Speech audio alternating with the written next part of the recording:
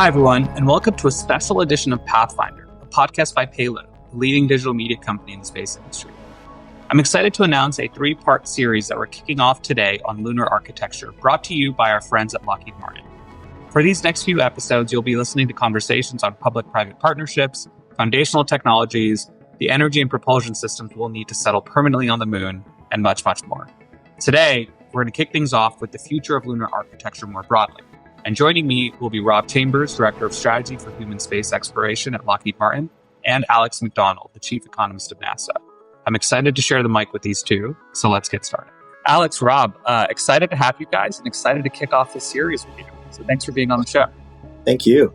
Yeah, thanks, Bob. Should be good. And I don't know if you can see this, but I'm wearing my Mare Tranquilitatis t-shirt. This is a Payload special. You can get it at our store. It's our ode to the moon landing. So we're big believers in not creating swag that just has our name on it, because how many people really want to wear a Payload t-shirt? But some cool space logo or kind of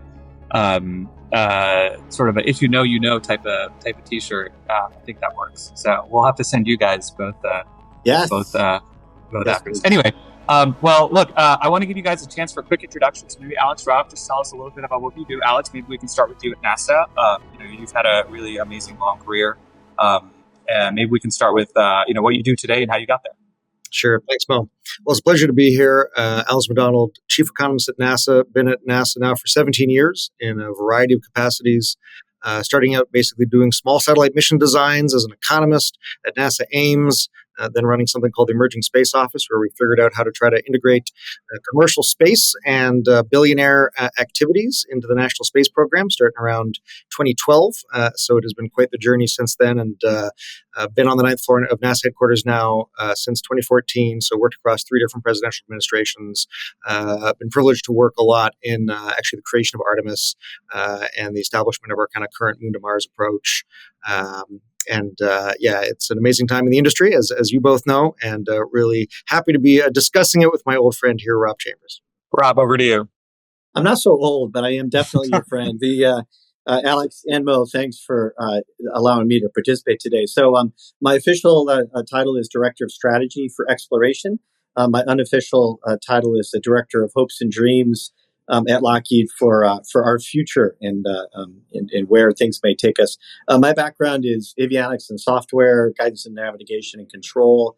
I worked on Orion for about 100 years, I think, which those are like dog years. I think it was like 10 years in real life, working guidance and control, leading that team up along with NASA and then flight software.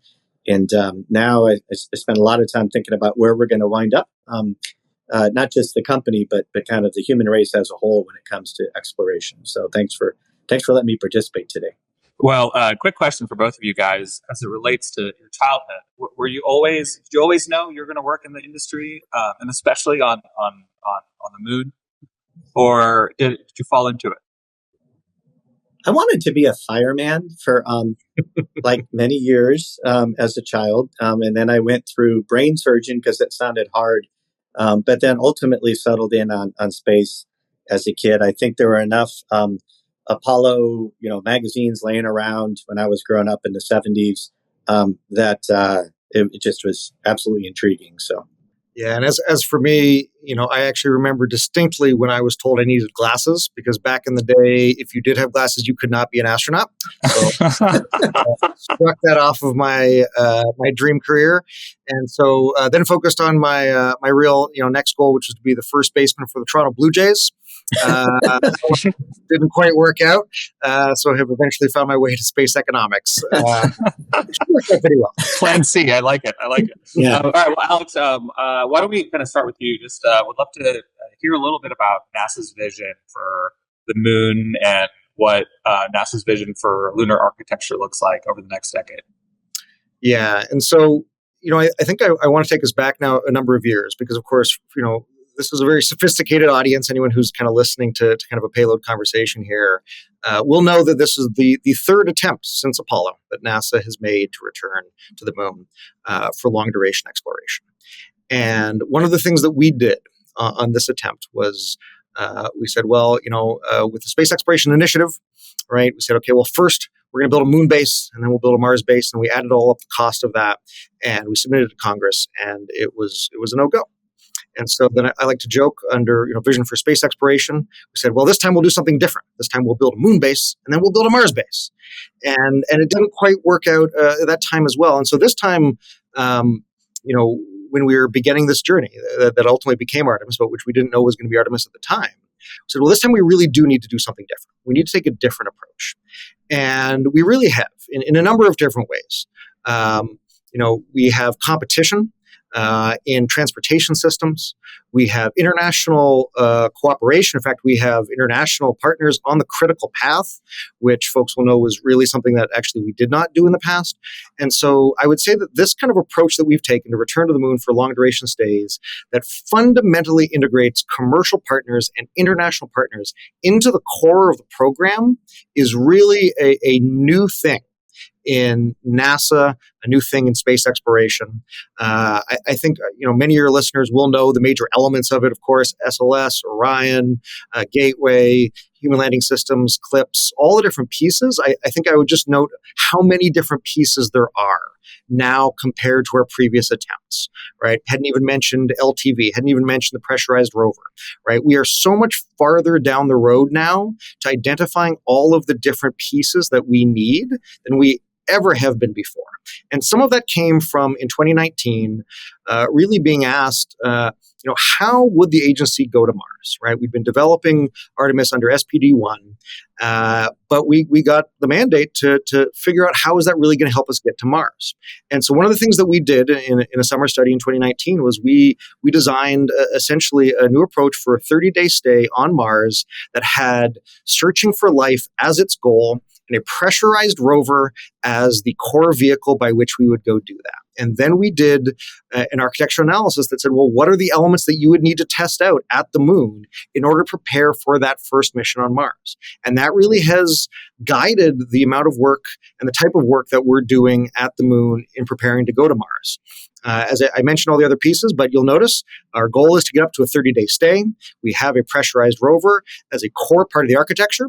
We have other parts too. We got the LTV. We've got the desire for a HAB as well. And our goal is really to be able to stay on the moon for a long period of time in order to prepare for Mars, but also for destinations beyond. Right? This really is the proving ground for our future of exploration in space.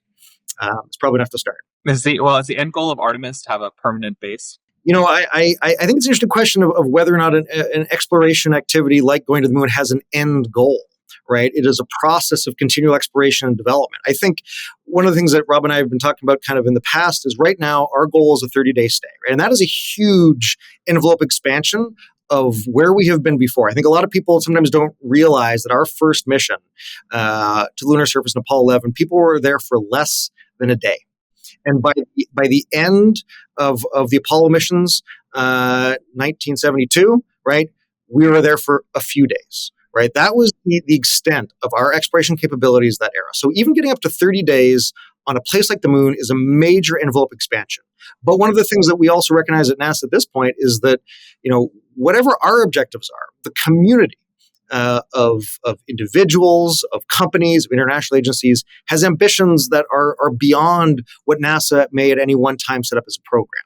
Right? We recognize that it is a longstanding ambition of the international space community to have a ability to live and work on the moon for much longer than 30 days. Right? And so right now we're focused on setting up the basis of that, right? Which is the transportation, the ability for mobility, the ability for habitation. That's going to keep us occupied for a little bit, but our dreams are far from limited to that. Got it. Well, Rob, maybe I'll turn it over to you for a second now. What does this all mean in the context of Lockheed? And maybe talk a little bit about Lockheed's history working on the moon and on lunar architecture. Yeah. Well, first of all, it's a couple of things. First, the fact that we are going with internationals is foundationally both valuable from the big picture standpoint and from an industry standpoint. Really drove sort of how we approached this from the get-go. I can't remember, and Alex has a better memory than I, but when we engaged the Europeans to build the back half of Orion, as I call it, the back half is in metric and the front half is in engineering units. And, right off the get-go, that was, again, early, let's call it 2008-ish timeframe. That started to set up all of our interactions from an industrial perspective, not just with NASA, but with our industrial counterparts. Airbus is the prime, and their customer, ESA. And we quickly realized this isn't the old-fashioned traditional activity where we just interact with NASA. NASA's our customer, but we need to quite honestly, have a bigger picture in mind and figure out how we work through and with contracts such that we are doing the right thing always and focusing on progress and integration, and then working with both the customers and the international partners. Okay, good. Now, how do we go do that? But problem number one is to figure out the technical and work forward. From a Lockheed Martin standpoint, I like to say exploration is in our DNA. We've had the fortune of working with NASA on every mission that's gone to Mars. We've built all the legged landers, if you will, for the Mars work, and quite honestly, it's the excitement of the unknown, frankly, and doing the hardest stuff that hasn't been done before, at least not in this way, that keeps my colleagues excited and moving forward. And the final note I'll make, with kind of regards to what Alex got us thinking about here. These are not random acts of element creation. Sometimes you can look at it from afar and it's like, how do all these piece parts fit together? And because it's complex, I think everybody watching the podcast are very familiar with how the technologies and the challenges associated with being on a heavenly body where everything wants to kill you and your machines. So there's all these pieces that you need in order to make that work. But I think for a lot of the public, it's not necessarily clear how they all come together. And so that's another challenge and excitement of figuring out, that integration piece and then how to tell the story associated with that. What type of architecture, what type of technology are you building specifically for Artemis? So a lot of folks know, of course, we're working on the Orion spacecraft, which we've been doing for quite a while. We've had 4 flight tests, a couple a pad abort, mid-flight abort, EFT-1, which tests out the entry systems, and then everything except the life support and displays. Now, when you talk to the astronauts, they're like, what do you mean everything except the you haven't yet tested displays and life support, is how they would phrase it. So that's what we're looking forward to doing, of course, with Artemis 2. The other area that we have focused on personally, by the way, exploration, obviously bigger than any one country and far bigger than one company. So you kind of have to figure out what are you good at and what's going to really make an impact. And so our focus over the last several years now has been more and more on the power and really focused specifically on nuclear power and associated nuclear propulsion as part of sort of the infrastructure required. But then a lot of our partners are working on a variety of other technologies, everything from communications to mobility, as Alex alluded to, habitation systems, where we all are working different piece parts of those in order to, quite honestly, bring the best of everybody into the solution set that we're going to need. Alex, this might be a question for you, but Rob, obviously, feel free to chime in. What lessons have we learned from the previous lunar missions that inform the approach that we're taking for this one? Yeah, and so as an economist, right, I'll kind of limit my observations to the kind of political economy part of it all. But I think there are still some really important lessons. When you think about kind of what powered financially the Apollo program, it was geopolitical competition, right?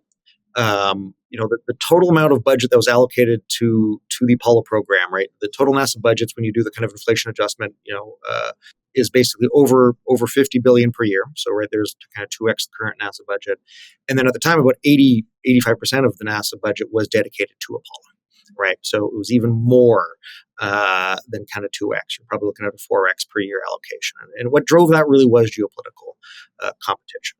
And I think that's important. Right. It for me as an economist means that one of the kind of fundamental values of space exploration is signaling value, right? Signaling the capacity of state, of a people, the ability to organize resources to achieve really, really difficult ends. And that signals to the world really leadership capabilities. But then at the same time, there's a lot to be learned from the ISS as well, right? That was geopolitical cooperation, right?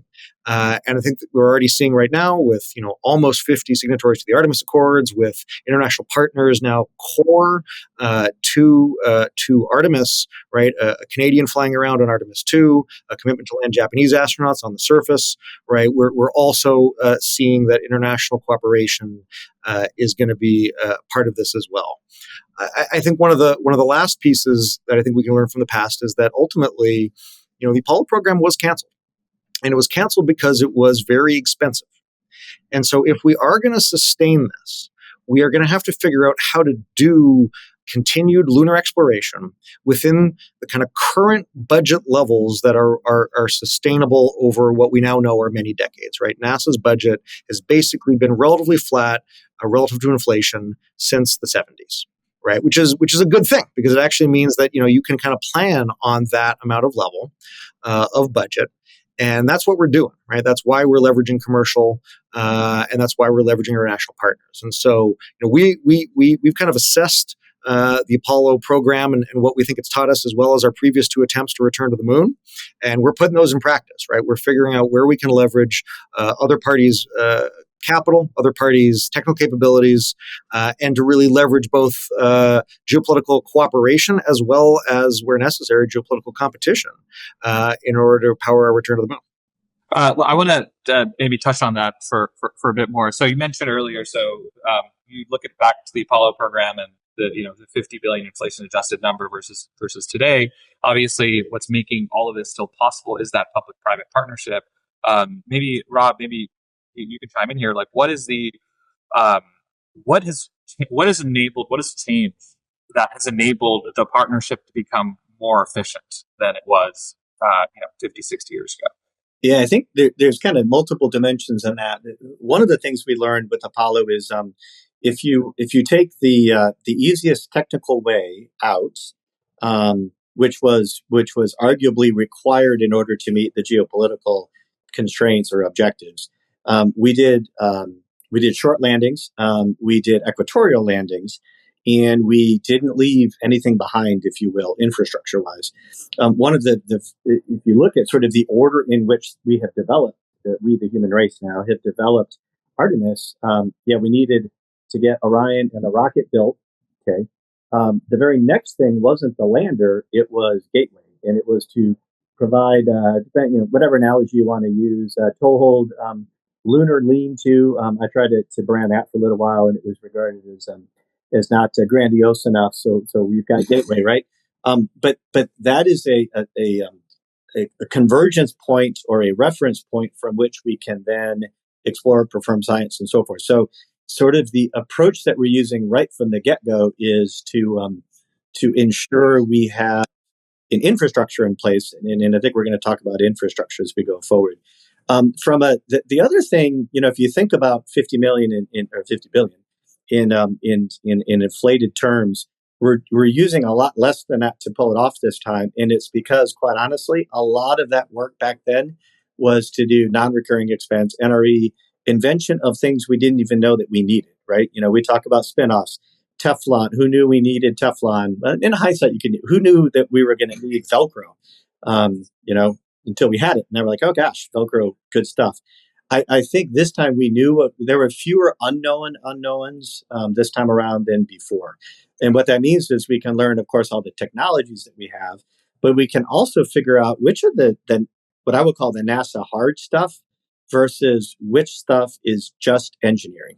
And if it's just engineering, you can hand that to private industry and let us go noodle around on that, bring the best, try to practice some things, do attempts and figure it out. And so that to me is the biggest, programmatic difference in the public-private partnerships, is focusing on the really hard stuff that we haven't done either for 50 years or have never done, and keep that in the hands of NASA, and stuff that's more straightforward, we can hand off to industry. So that has really focused our kind of entire approach to it. Alex, do you think there are other ways or other things that NASA could be doing to incentivize companies to take bigger risks in the context of the moon?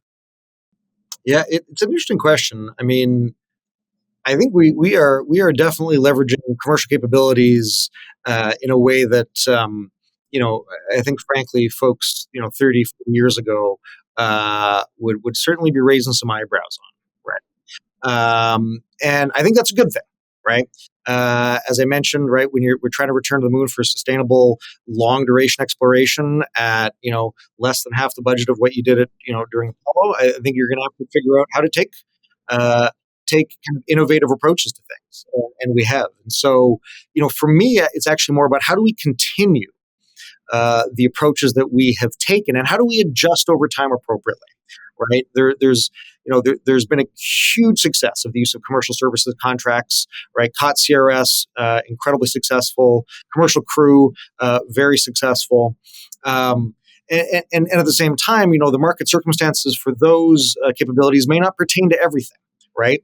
How do we learn from the experiments we take? And I know our OCOM people always hate it when I say that we're doing these experiments because, as an economist, these are economic experiments, right? No one has ever tried to do commercial services contracts for long duration crew lunar rovers. But that's something that we are doing. And I think one of the key parts is understanding that they are experiments and that we can learn from them. I think being able to actually analyze what it is we're seeing, right, and then adjusting over time is really a critical piece that we don't always talk about, but as kind of the economist, I think is just so important. And that's where, frankly, organizations like the IG are really important. They help keep us honest about kind of where we are in the process. I think we're making huge strides, right? I mean, we've managed to see one of the commercial Eclipse landers, right, land on the moon. Right. And, for those of us who've been at NASA for a while, right, I remember being at NASA Ames, 17 years ago. We were doing the hover test vehicle. Right. And our belief was that we could, if NASA headquarters would just allow us to, figure out how to land on the moon for $75 million. Right. And we knew that it was possible. But until just these last couple of years, we had not proven it out as a U.S. space exploration community. And we did. Right. So we did, in fact, learn through empirical evidence that it's possible. Now we got to learn how effective can that delivery be, right? How often is it successful meeting the criteria for your actual science payloads, right? And then the same thing for lunar rovers, right? Do we need one, human class lunar rover, or is there a need for more, right? Depends a lot on what the extensive use of this is going to be, right? Depends on the capacity of the lunar landers that we actually see, right? If any of us said we knew what the answers to these kind of scopes would be, I think you're kind of crystal balling it a little bit too much, right? So it's about the processes that we use, about these contracting approaches that we have that involve competition, right? That involve kind of not just milestone payments, but treating them as milestones and evaluating what you've learned when you've reached those milestones, right? We spend a lot of time about kind of milestone payments. We might want to start talking about milestone reflections as well. That's pretty good. One of the biggest challenges from an industry standpoint, as we've performed and participated in the experimentation, demand signal, and you said the word demand somewhere in there, Alex, and it made me think demand signal. And one of the things Alex and I have talked a lot about is the lunar economy, which it came and went. But there was a famous phrase about commercial space where it went from obscurity to meaninglessness without passing through I don't know, I'm screwing up the quote, but sometimes I feel like the lunar economy also went through that same process. And I know a guy who actually may have started the lunar economy term. And the one thing I joke with Alex, I say, look, there's no lunar economy unless there's a rich alien on the far side. It's like an Earth moon economy. And, because the money is spent here on Earth. And in order for that to make sense, there's got to be this demand signal that the market can respond to. And whether that initial demand signal tends to be either NASA or other government agencies, or that demand signal is enough reasonably speculative thoughts on what is going to be needed there that you can sink your teeth into. Those are things that we're figuring out what demand signals are actually move the market beyond sort of what I would call more aberrational investments, perhaps by small number of people for very, very large amounts of dollars. separate that from like what's sort of this healthy um, market supported investment capability. And again, that's all just one variant of commercial space. Another one is it's less about the investment and more about just how we execute from a services perspective. I want to switch gears for a second, or I should say, switch back to this international collaboration. Alex, you and Rob both brought it up. Now, obviously, international collaboration is great, and typically, when you hear that, you think holding hands around the world, singing "Kumbaya." It doesn't always work that way. Right? We saw this with the ISS. We saw this with the recent conflict. Is there what are the challenges of working with global space agencies? Like everyone has their own sort of agenda, their own nationalistic goals, and you're talking about the moon, and we don't need to get into the legal aspect of who claims what. That's a whole other can of worms. But what do you think? We're finally thinking about permanent infrastructure on the moon. This immediately makes me think of the show For All Mankind. I'm sure you both have seen it in some way, shape, or form, if not all of it. But there's so many interesting things that come into that show. So many interesting political dynamics, inter-company, inter-people issues. Like, what do you think those challenges look like when you're talking about global space agencies? Yeah, it's a great point, Mike. I mean, I think there are a lot of really positive developments, right? As I mentioned, we have our ISS partners, right? The majority of them already signed up to Gateway, and a new partner with the UAE, right? The UAE has committed to build an airlock in the Gateway, which means kind of an expansion of that ISS partnership. I think that's really critical. And you're right? Every country's, they got to figure out how they're helping their domestic industry, right? That's their priority. That's their mandate as national space agencies. And so there's a lot of negotiation, right? It is a very complicated process to figure out how we all work together to do these really, really hard things in space. The For All Mankind example does also kind of remind me of one of the risks of overstating the economic potential on the moon, right? Because if you overstate, the idea that there are these really critical resources, right, that are very limited, and we need now to get out there quickly because they could be claimed, etc. You may end up in a more conflictual posture than you need to be based on the actual material and strategic value of those resources, right? And I think that's something we don't talk about too much, but the water being one of the good examples of this. And I obviously knew we were going to be talking about kind of the lunar economy, because Rob and I always do. And so, I did a little bit of envelope math, right? And the envelope math is as follows, right? So, there have been some estimates recently of the total amount of water on the moon that have kind of reduced what people think is maybe available, but the kind of, most recent, one that is regularly cited is kind of about 600 billion kilograms of water, right? And again, as I said, that's probably actually a high estimate at this point, by maybe a significant margin. But let's just take that number, right? Sounds very large, right? 600 billion. Okay, but let's take another number, which is the total propellant capability for Starship, right? Just Starship. Not even counting the booster. That's 1.2 million kilograms, right? And yes, it's not all water, right? But this is just kind of giving you a sense of how many starships you could fill with that. Well, the answer is about 500,000, right? And again, probably a high estimate. That would be for all of the water on the moon. Once you'd used all of that, there would be none left. And just for scale, again, also sounds like a lot, 500,000. Total number of FAA managed flights just in the U.S. domestic airspace per day is 45,000. So all of the water on the moon would basically count for 10 days worth of Starship flights, right?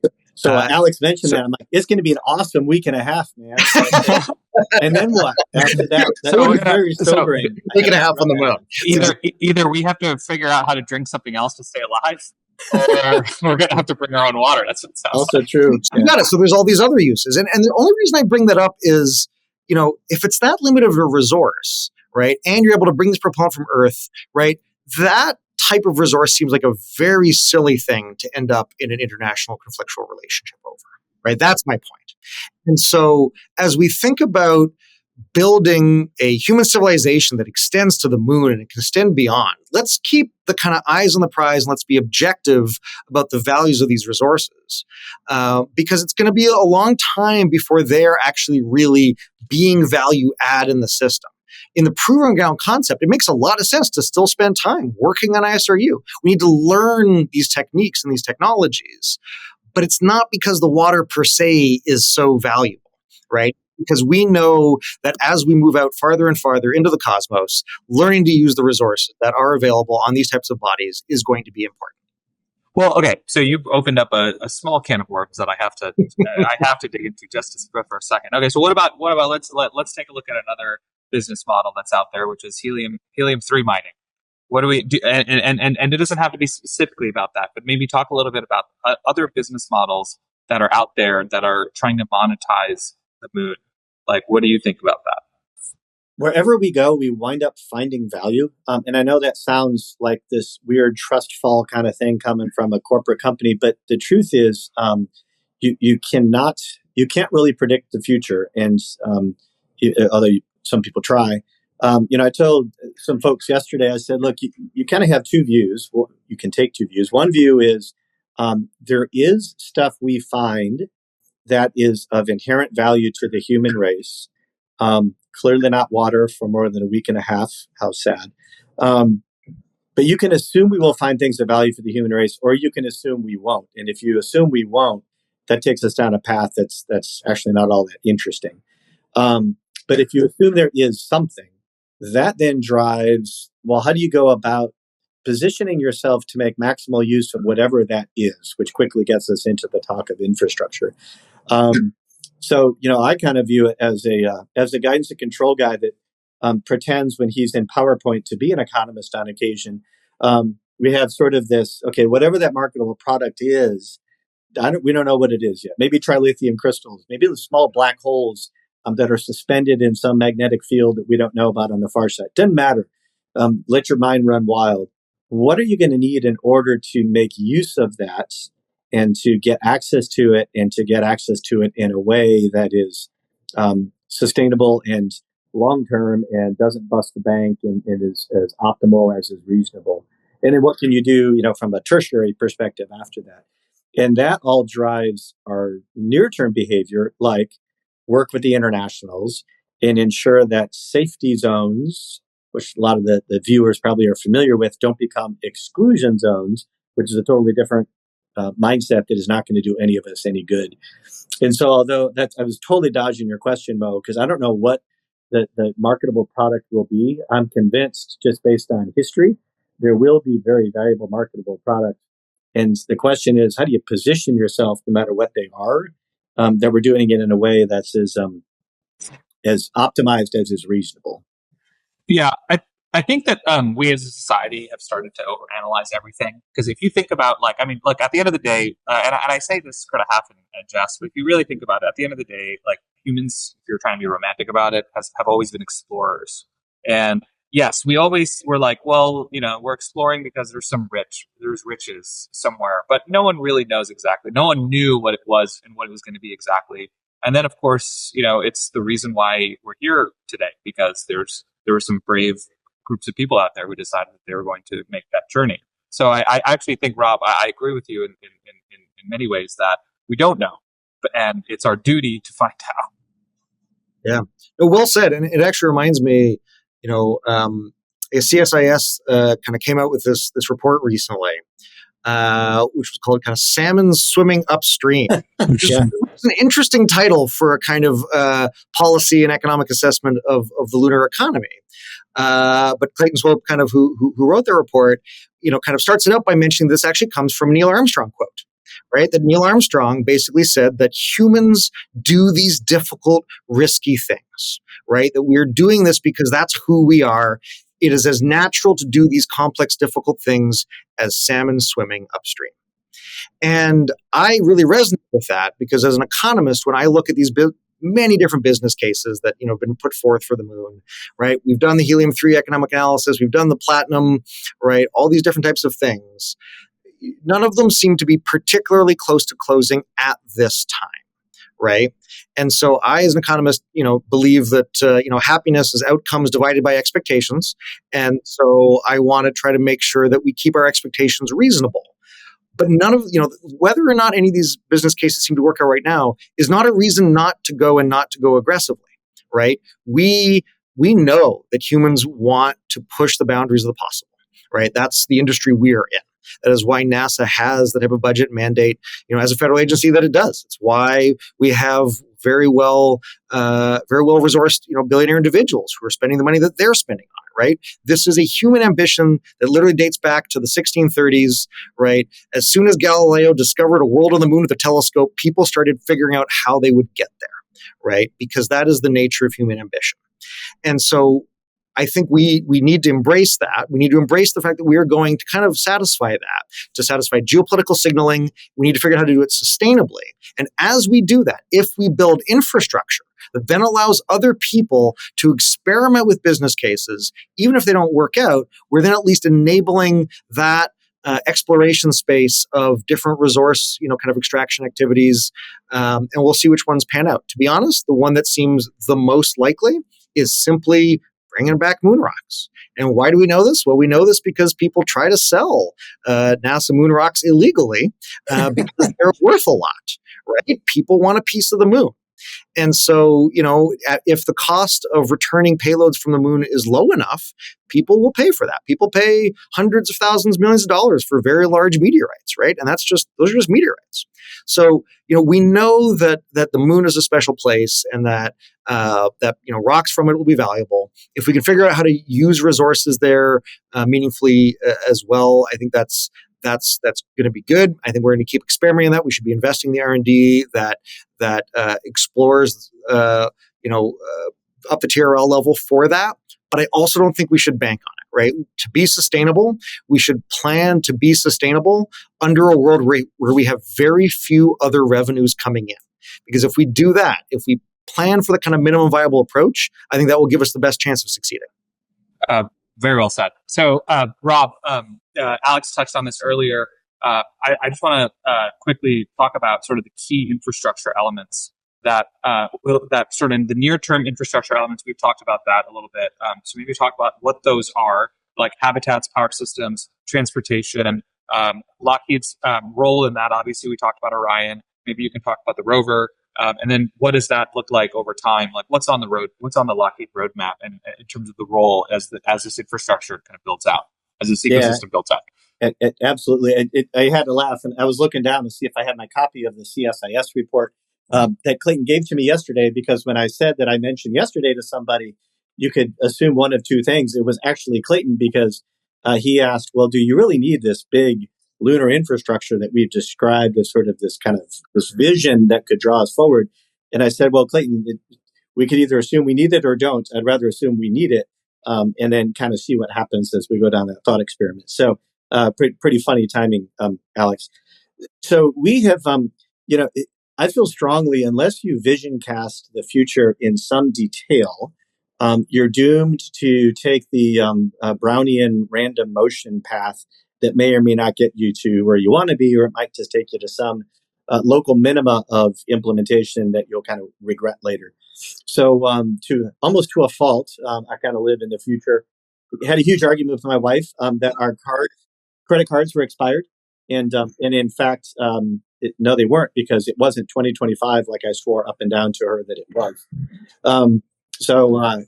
What we've been thinking more recently, though, is in a world in which there is enough valuable stuff to do at the moon to drive money, then an investment into it, what's a reasonable way of that would look like? And when I say moon, it also includes Mars. So we've have this vision that we put out there, and there's a novella that's a fun read. I got Alex to read it, and it was to get us to be thinking about what this might look like. And for us, it's nuclear power. And I'll talk a little bit about why in just a second without great detail. But nuclear power enabling us to harvest the water, but don't use it all up in 10 days, for goodness sakes. That would then allow us to propel us, if I may make a pun, on towards Mars. And what would be those piece parts, and how would they interrelate? And what technologies should we be working on now that could take us to that, not end state, but to that, I call it horizon goal, if you will. So the first is nuclear power. I'll give you a couple of nerd facts. By our analysis, if you take solar, which we need solar at the moon, there's no question. But if you take a solar array and just a standard lithium batteries, if you have less than 95% continuous sunlight, which if you think about it, in the South Pole, you got to be up pretty much on the peaks of eternal light. Certainly at the equator, you're at obviously about 50%, right? So if you're 95% exposed or higher, lithium ion batteries and solar arrays make sense. Between 85 and 95% illumination, our analysis says, hey, look, it's like solar arrays plus LOX hydrogen batteries or flow batteries, fuel cells, what have you. Below 85% from an engineering, a cost, mass, delivery, recurring cost, maintainability, FSP, nuclear fission surface power, fission, fusion eventually. You mentioned helium-3, so I got to pay homage to fusion, but in the near term, fission power wins out. It also wins out if you're going to do any large-scale activity other than just keeping the HABs running. HABs themselves, think of it like a house, 1,500 watts. Our house is a lot more. I don't know why. But the average American home is around 1,500 watts. Yeah, it's about what you need for a HAB. If you're going to get water out, if you're going to do significant exploration, etc., then you're immediately going to need nuclear. So that's why we're really personally investing a lot of time and mental energy. The last piece that I'll mention is how you transmit that power. So, of course, cabling and so forth, that's tried and true. But if you're going to get some precious resources out of the permanently shadowed regions, dragging a hot power cable around behind you is probably not the best approach.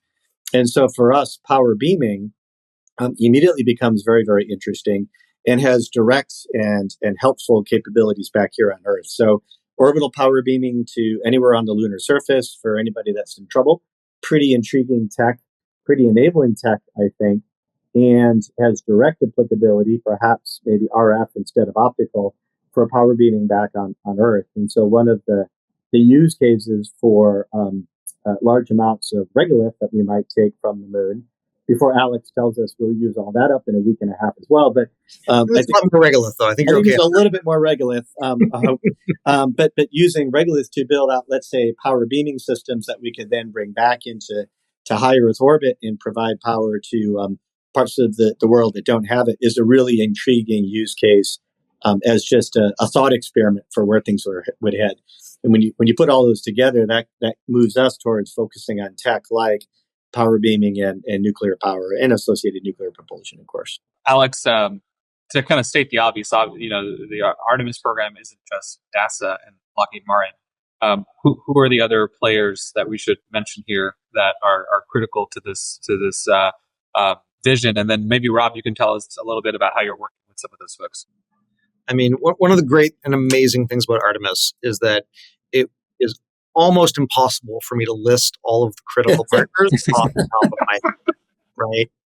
In all honesty, right? I mean, obviously, you've got Boeing as prime integrator there for SLS. You've got Maxar and Grumman with Gateway, MDA as well, for the Canadian contribution. You've got Blue Origin, SpaceX for HLS.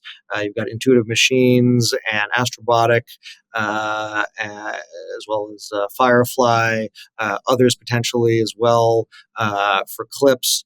And then, of course, you've got Lunar Outpost and Astrolab Venturi for LTV.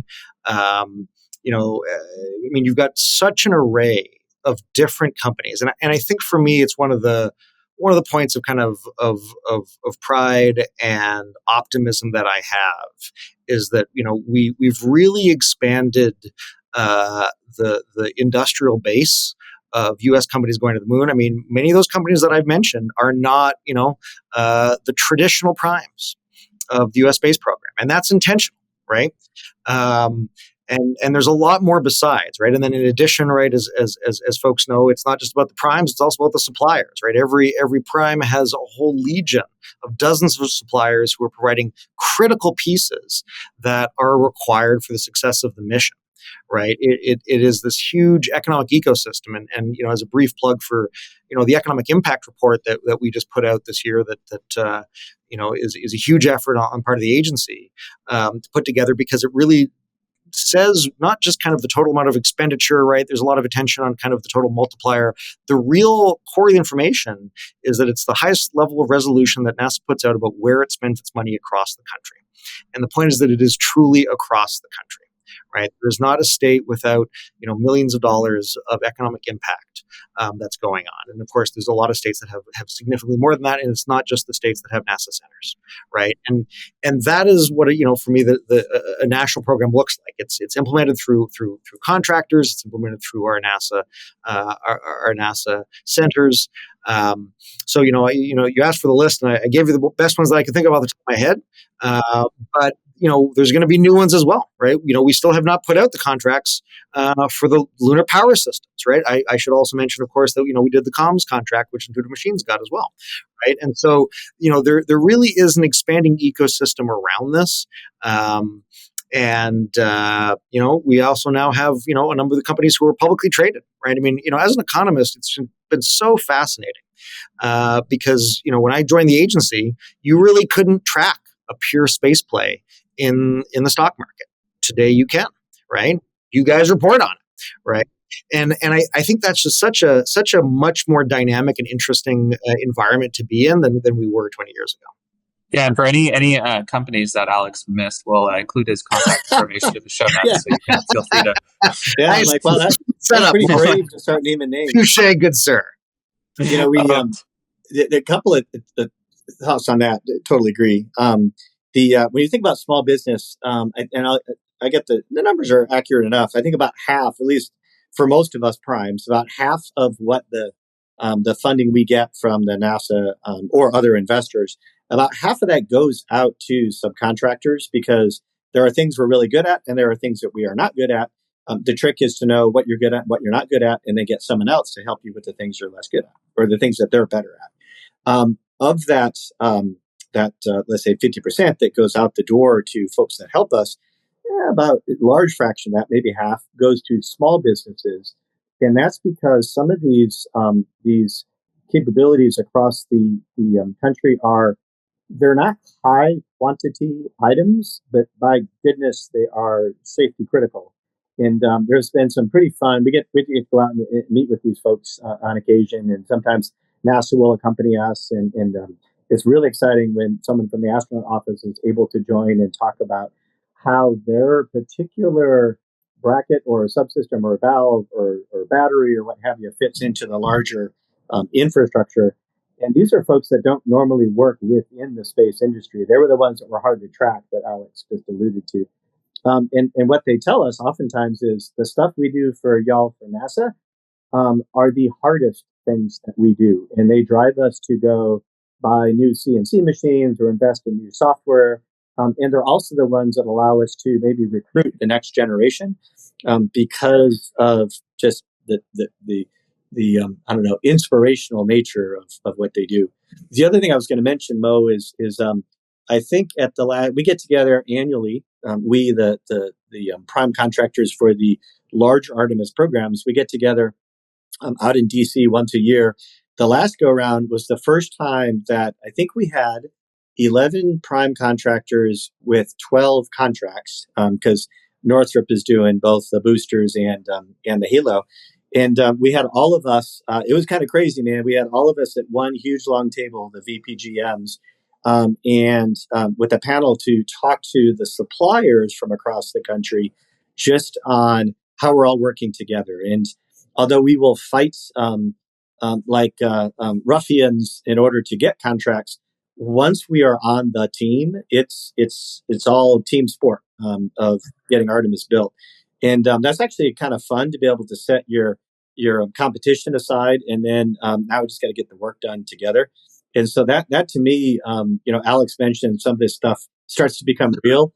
It's when I saw all of the companies ranging from SpaceX to Blue to Maxar to Lockheed. Now I'm leaving out a bunch of people. I only had 12 to remember, and I think I got 6.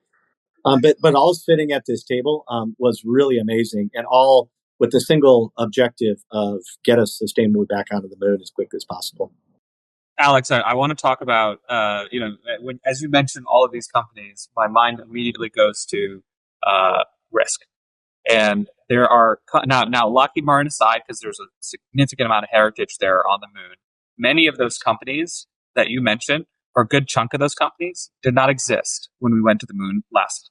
And in fact, I bet some of those founders weren't even born yet. So, Sure. how do you think about resiliency and risk as we are moving into this new ecosystem of companies that are helping push NASA's vision forward?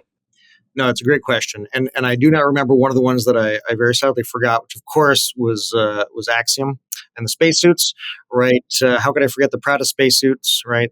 Axiom Prada spacesuits keeping it Gucci on the moon. Actually, not keeping it Gucci. Well, yeah. Well, the mergers and acquisition and the luxury brands. There you go. But in all honesty, I mean, I think it's a real question, right? I think that's one of the ones that I kind of referred to in terms of the lessons learned, right? We've seen one of the suit providers pull out, right, and so that increases the risk there. I mean, that's the reality. At the same time, what we also know is that keeping multiple providers in keeps the risk down. Right. And I'm really heartened to see that is an approach that we have taken robustly, not just in the critical lander pieces, but in the LTV. Right. I mean, it's a real easy argument to say, well, what's the demand for lunar rovers? How many of those do we really need? But from a resiliency and a robustness perspective and a risk perspective, right, as we learned in COTS, as we learned in CRS, and as we learned in commercial crew, having multiple providers is really critical. Right. If you ask me kind of what were my top 3 recommendations for trying to provide resilience in the architecture, it would probably be multiple providers. Right. And that can be international as well. It doesn't have to just be commercial. But having a multiplicity of pathways to get to the same technical objective gives you resiliency. And I think we're going to see some of that in power as well. Rob and I were talking about that earlier. It's not quite clear necessarily which of these power solutions is going to be best, because it's not quite clear necessarily, are we going to be at multiple sites or only one, right? If you're going to be at multiple sites, then beam power has maybe some advantages over others. And similar in terms of if you're doing really, high energy need things, like you're doing really serious ISU experiments, that might move you to nuclear. So there's these different pieces to it all, and we don't quite know the answer yet, right? Which is why, for me, a portfolio approach is the other kind of key economic lesson, right? I think when you're doing a kind of, optimization problem from an engineering perspective, it's really easy to say, well, we know that based on these assumptions, this is the right answer. Therefore, make sure that one answer works.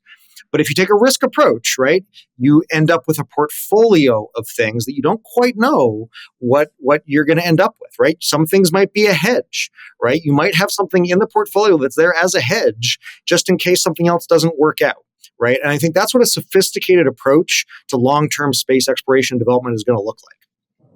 I think bearing in that it is also probably 2 other dimensions, if you will, of resilient diversity.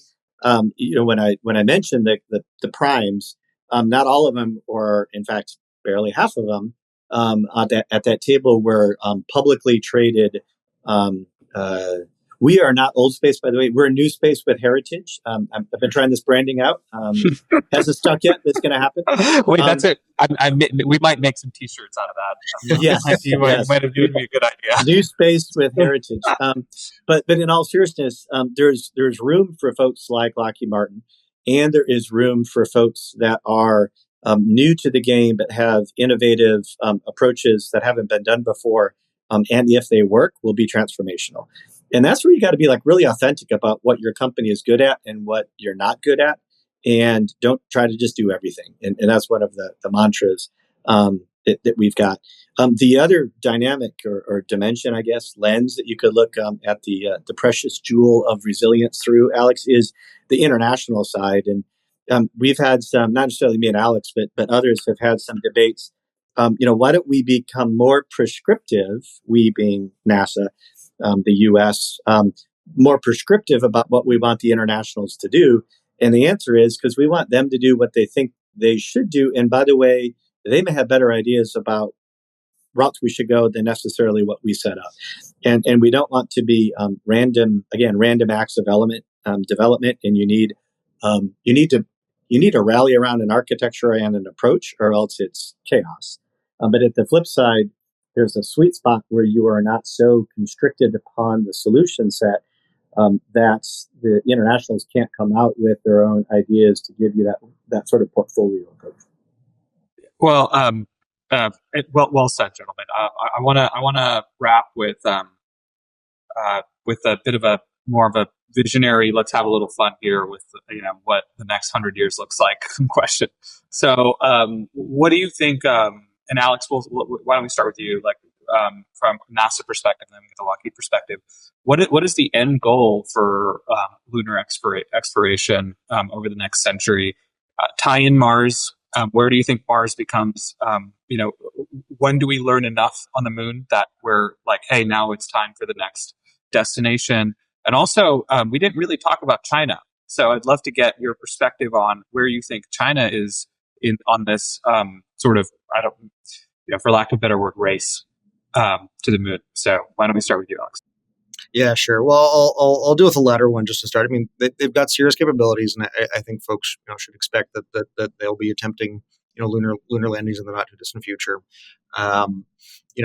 With any luck, geopolitics will evolve to the point where we're able to talk again seriously about what collaboration may look like. We're not there now, and so we'll have to see how that one evolves. But in terms of next 100 years, right? And again, you use the phrase again of kind of what is the end goal. I knew you were going to get yelled at for saying end goal. I'm like, really don't think about it like that, right? I mean, it's like I'm here to stir controversy. Well, yeah, but it's kind of like, well, what's the end goal of the Arctic, right? there isn't an end goal of the Arctic. It's a domain in which we have a wide variety of objectives that are kind of personal and national and corporate and kind of philanthropic and artistic. And I think about the moon in the same way, right? I think in 100 years, we're at the point of development there where there are hundreds of people there, and maybe not kind of permanently, because maybe it's a hard place to kind of live for long periods of time in 1/6 gravity. But people can go up there and experience it, right? And I think that can be true even if we don't figure out how to make productive use of the resources. If we do, that probably accelerates things. But I think we can get there simply based on if the cost of getting there is low enough, right? That for me is still the critical criteria. If we can get the cost of getting people to the moon in the tens of millions of dollars, right, hundreds of millions of dollars maybe per person for long periods of time, I think you're going to see a really significant expansion of that capability and the desire for it. And so for me, I think if we get to that point, right, then we're also going to have the capability for a lot of other types of exciting exploration, right? Obviously, if we're there, we'll also be going to Mars. Obviously, we know at least one of the well-resourced kind of privately held companies has that as their goal, and they're producing ships to get there in a very serious way. Personally, as Rob knows, right, I think once we have the capability for interplanetary transportation, we will definitely also fly by Venus. Venus. Right? It's only 1 year to go there. And cities. Let's go. Cloud cities, may or maybe not. But, when people seriously did the post-Apollo assessment of where you would be going next, many of the Apollo engineers saw that there was one planet that was only 1 year away and back travel time, right? And so when you think about an approach to exploration that kind of puts safety first, you might find flying by that planet before. But the great thing about a future in 100 years where you've got a real advancement in low-cost interplanetary, interworld space transportation is we won't have to choose one of these, right? We won't have to have one strategy to rule them all. You're going to have the capability for individuals and organizations and countries to figure out what they want to do. For me, that's the most exciting part. The idea that a person, or an organization 100 years in the future can say, wow, for $10 million, I can go to any of these places, right? that is the exciting future, because that's when we're really going to see a flowering of kind of cultural experiences in space that we've only until now dreamed of. But if we spend our dollars well and we play our cards right, I think we might get there. So I'd say, and I'm going to say 100 years, 1 month and 10 days. So that would make it the December 31st, New Year's Eve in 2124. I'm hoping what I would set as our horizon goal, so I don't get yelled at by Alex. Horizon goal would be a payload podcast of a couple of folks from and I'm your simulacrum will be. We'll have you in a simulacrum. Okay. from a and I'll say it's a Lockheed Martin built submarine deep down in the Europa Ocean. We're going to have a video looking out at some of these life forms that we found swimming around, or that maybe we brought, if it turns out we can and do that ethically. Think back to Star Trek with the whale in the holding cell. And of course, at that point, we'll already have a substantial presence, both Moon, Mars, and Venus, obviously. But I think, the thought of having humans, when I think, again, horizon goal, maybe just over the horizon, humans in an outer planet requires a level of infrastructure. It's sort of like I was on, I don't know, some panel and someone said, what would be your epitome image of advancement? And I said, the night that I can go out in the backyard with my kids and train a telescope on the moon and see a light on the dark part of the moon, then I know we've gotten there, because the amount of effort required and infrastructure in place to have a light on the moon that you can see from the Earth, to me, is like there are these iconic points where you've arrived. So that, and then the payload broadcast podcast from the European Ocean, those would be my two. Well, I'll tell you, 100 years ago, we know 1920s, cars were only just becoming a luxury, right? People were still riding around in horse-drawn carriages, and aviation was very much in its infancy. And today we have, ChatGPT, and we have Starship, and we have the moon on the horizon. I mean, I actually, one of the things that really does excite me, and I know I spend more time with investors than you guys do, but the level of institutional interest of the largest investors in the world spending time on space and really thinking about what it's going to bring to humanity. I mean, I've never seen it in my lifetime, and it's just very, very exciting. So I do think a lot of that vision might be much closer than we think. Okay, I do have one last question I have to ask. I don't know, Alex, if you're even allowed to answer this question, but Rob, we'll start with you. When are we landing on the moon? Your prediction. This is not the Lockheed prediction. This is the Rob prediction.